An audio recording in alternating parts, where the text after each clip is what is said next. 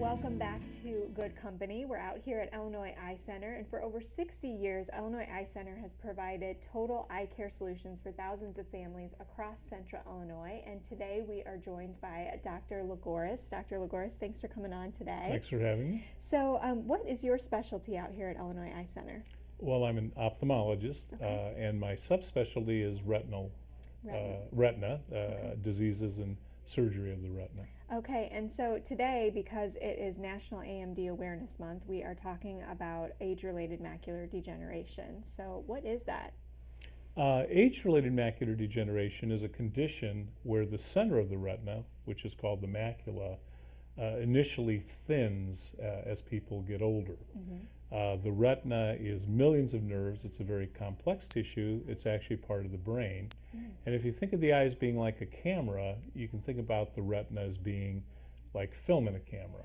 You have to have a healthy retina to have good vision. Just like in an old film camera, your film has to be in good shape. No matter how good your camera and lenses are, you're not going to get good pictures without good film. The macula is the very center of the retina, and actually the center of the center, it's called the fovea of the macula, is less than 1 millimeter in size. Wow. Yes, but that small little area is where all the good vision is. Two-point discrimination, being able to read, being able to recognize a face, being able to see a traffic sign down the road a ways. And for reasons we don't understand, in some families, the macula will thin with age and deposits form within it that we think are waste products. The deposits are called drusen, and that affects vision.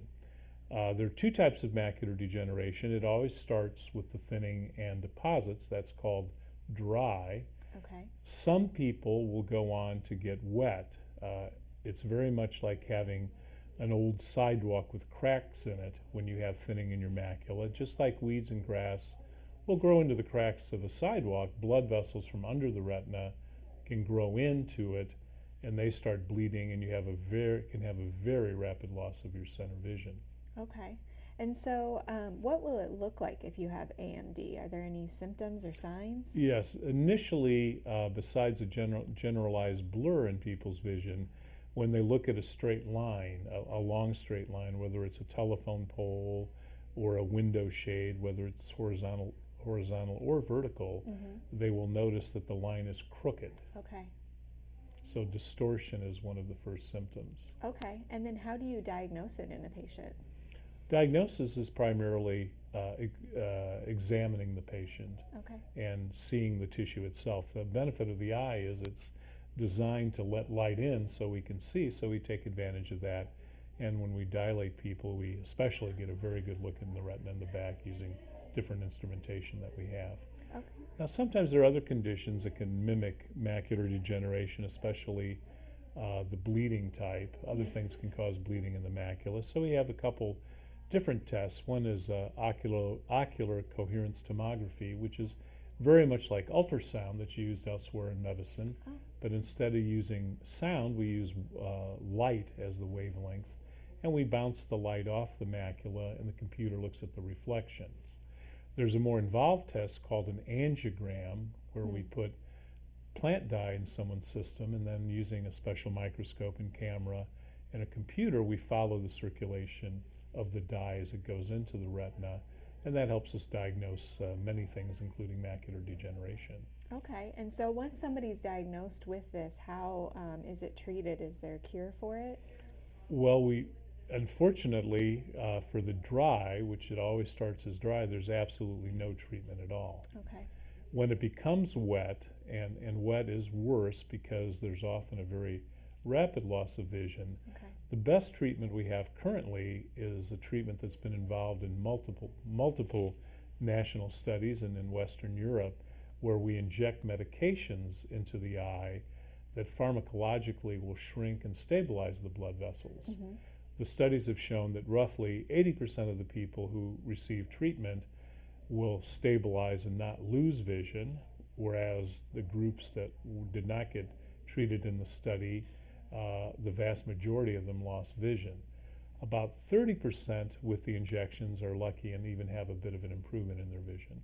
Okay, all right. And then what about vitamins? The only really large-scale study that was a powerful study to look at that was the age-related eye disease study that was done on a national basis and then repeated again with little different components in the nutrients.